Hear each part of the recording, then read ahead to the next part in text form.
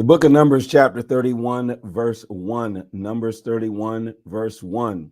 Numbers, the 31st chapter and the first verse. Israel fights back against the Midianites. The Lord spoke to Moses and said, Moses, tell the Israelites this, go and attack the Midianites and do to them what they did to you. After that, Moses, you will die. So Moses spoke to the people. He said, choose some of your men to be soldiers.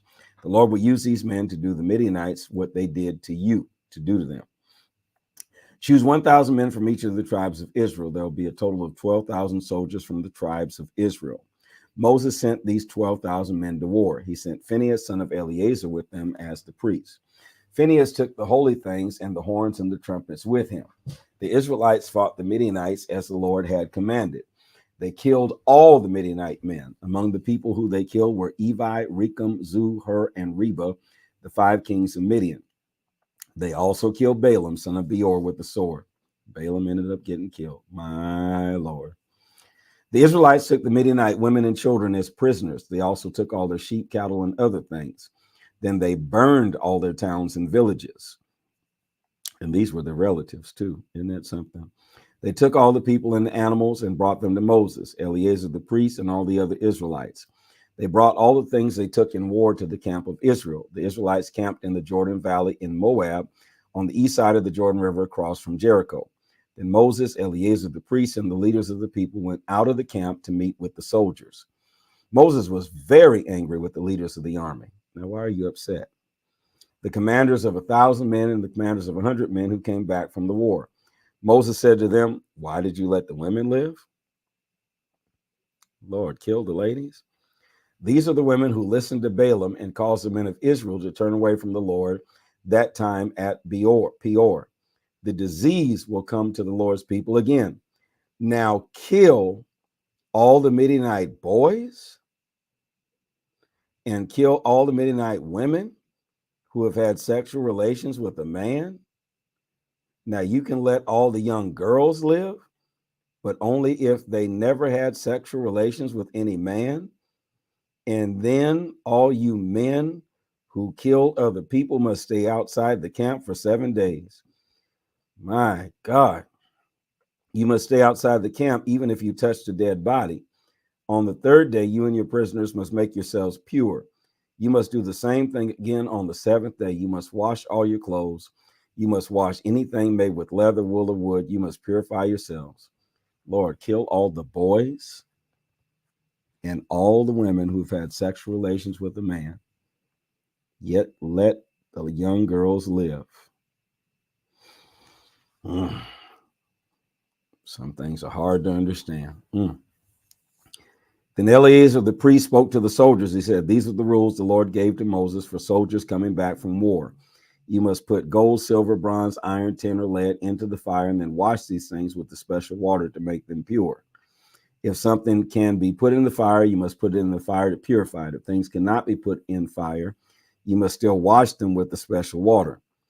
On the 7th day, you must wash all your clothes and you will be pure. After that, you can come into the camp. Now, you all were commanded to go kill the folks, but you're going to be unclean for 7 days because you killed the folks. Confusing. Thank God for the New Testament. Jesus. Wow. Then the Lord said to Moses, you, Eleazar the priest, and all the leaders should count all the prisoners, animals, and everything the soldiers took in war. Then divide these things between the soldiers who went to war and the rest of the Israelites. I can see now why those men said, now, Moses, you doing all this talking. God ain't the only one talking through you, because some of this you coming up with Moses is kind of, Take part of these things from the soldiers who went to war. That part will belong to the Lord. His share is 1 from every 500 items. This includes people, cattle, donkeys, and sheep. Take that share from the soldiers, half of the things they took in war. Then give these things to Eleazar the priest. That part will belong to the Lord. And then from the people's half, take 1 thing for every 50 items. This includes people, cattle, donkeys, sheep, or any other animal. Give that share to the Levites because they take care of the Lord's holy tent. So Moses and Eleazar did what the Lord commanded Moses. The soldiers had taken 675,000 sheep, 72,000 cattle, 61,000 donkey, and 32,000 women. These are only the women who had not had sexual relations with any man. The soldiers who went to war got 337,500 sheep. They gave 675 sheep to the Lord. The soldiers got 36,000 cattle. They gave 72 cattle to the Lord. The soldiers got 30,500 donkeys. They gave 61 donkeys to the Lord. The soldiers got 16,000 women. They gave 32 women to the Lord. So what does that mean? You gave them to the Lord. You sacrificed them? What did that mean? Moses gave all these gifts for the Lord to Eleazar the priest, as the Lord had commanded him. Then Moses counted the people's half. This was their share that Moses had taken from the soldiers who had gone to war. The people got 337,500 sheep, 36,000 cattle, 30,500 donkeys, and 16,000 women. Moses took one out of every 50 women and animals. He gave them to the Levites because they took care of the Lord's holy tent. So people are a commodity like animals and donkeys and sheep. Moses did this as the Lord had commanded, or is that you coming up with that, Moses? Then the leaders of the army, the leaders over 1,000 men and leaders over 100 men came to Moses. They told Moses, "We, your servants, have counted our soldiers. We've not missed any of them. So we're bringing the Lord's gift from every soldier. We're bringing things that are made of gold, armbands, bracelets, rings, earrings, and necklaces. This gift to the Lord is to make us pure." So Moses and Eleazar the priest accepted all these gold items from them. The gold that the commanders and captains gave to the Lord weighed 424 pounds. The soldiers kept the rest of their share of the things they took in war. Moses and Eleazar the priest took the gold from the commanders and captains and then put that gold in the meeting tent. This present was a memorial before the Lord for the Israelites. Numbers 32, tribes east of the Jordan River. The tribes of Reuben and Gad had many cattle. These people looked at the land near Jazer and Gilead. They saw that this land was good for their cattle. So the people from the tribes of Reuben and Gad came to Moses. They spake to Moses, Eleazar the priest, and the leaders of the people. They said, "We, your servants, have many cattle, and the land that the Lord let the people of Israel capture is a good land for cattle. This land includes the area around Atoreth, Dibon, Jazer, Nimrah, Heshbon, Eliah, Sibmah, Nebo, and beyond. If it pleases you, we would like this land to be given to us. Don't take us to the other side of the Jordan." Moses told the people from the tribes of Reuben and Gad, "Will you let your brothers go and fight while you settle here? Why are you trying to discourage?" See, Moses, you got a temper problem. The people just ask you a question, and here you go and slap off on the deep end. Whew. It's a wonder they were able to be up under that kind of leadership. "Why are you trying to discourage the Israelites? You will make them not want to cross the river and take the land that the Lord has given to them. Your fathers did the same thing to me. In Kadesh Barnea, I sent spies to look at the land. These men went as far as the Skull Valley. They saw the land. They discouraged the Israelites. These men made the Israelites not want to go into the land that the Lord had given them. The Lord became very angry with the people. He made this promise: none of the people who came from Egypt and are 20 years old or older will be allowed to see this land. I made a promise to Abraham, Isaac, and Jacob. I promised to give this land to these people, but they did not really follow me. Only Caleb, son of Jephunneh, the Kenizzite, and Joshua, son of Nun, really followed the Lord. The Lord was angry with the Israelites, very angry with them. So he made the people stay in the desert for 40 years. He made them stay there until all the people who had sinned against the Lord were dead. And now you are doing the same thing that your fathers did, you sinful people.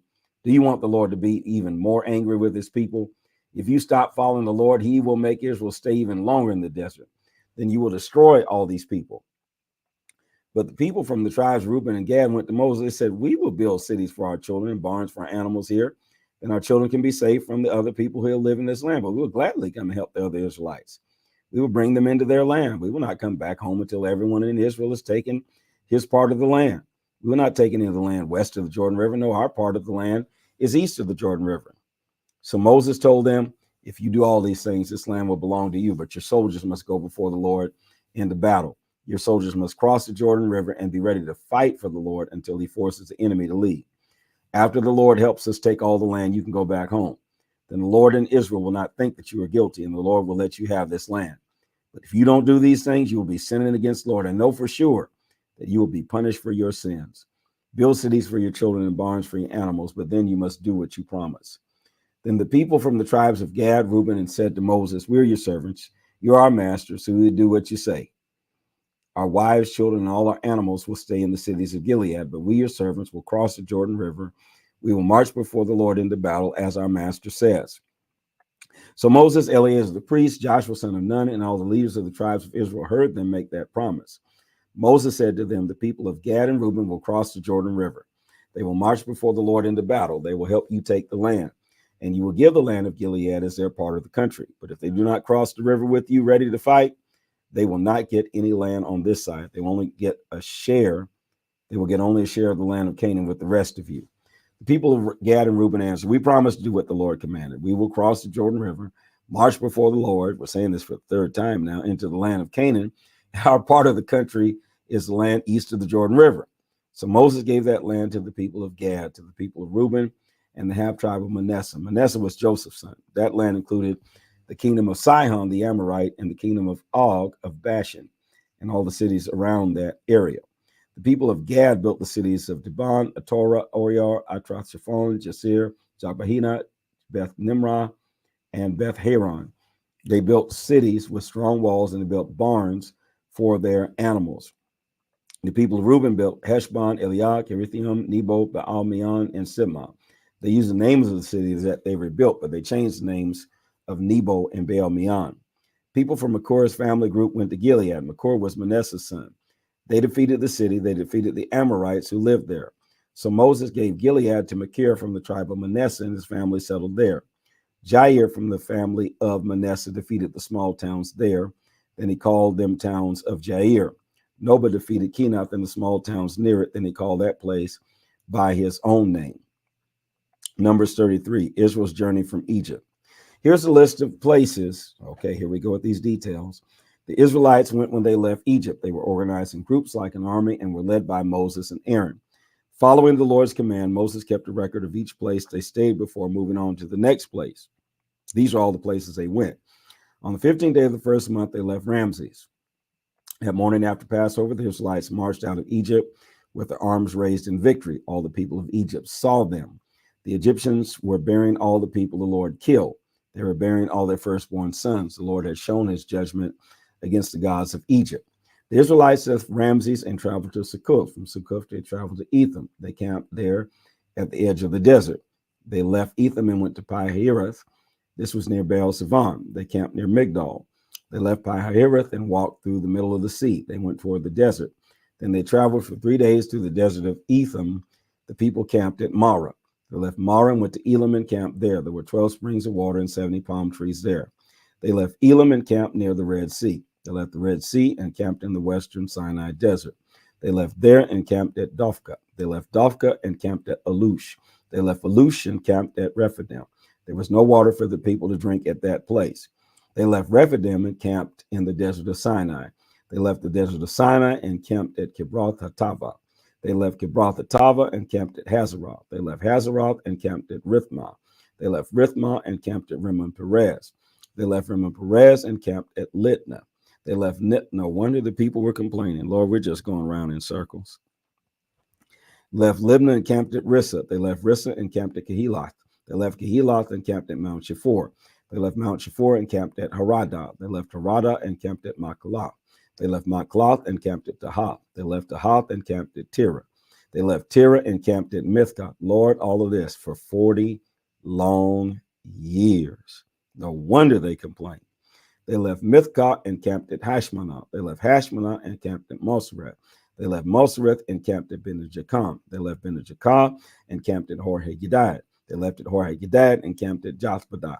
They left Jothbadah and camped at Abranah. They left Abranah and camped at Ezion-Geber. They left Ezion-Geber and camped at Kadesh in the desert of Zin. They left Kadesh and camped at Hor. This was the mountain at the border of the country of Edom. Aaron the priest obeyed the Lord and went up Mount Hor. Aaron died. That's what you get going up that mountain. Aaron died at that place on the first day of the 5th month. This was the 40th year after the Israelites had left Egypt. Aaron was 123 years old when he died on Mount Hor. Ered was a town in the Negev in the land of Canaan. The Canaanite king in that place heard that the Israelites were coming. The people left Mount Hor and camped at Zalmanah. They left Zalmanah and camped at Punon. They left Punon and camped at Oboth. They left Oboth and camped at Abiram. This was at the border of the country of Moab. They left Abiram and camped at Dibon Gad. They left Dibon Gad and camped at Almon Diblatham. They left Almon Diblatham and camped on the mountains of Abiram near Nebo. They left the mountains of Abiram and camped in the Jordan Valley in Moab.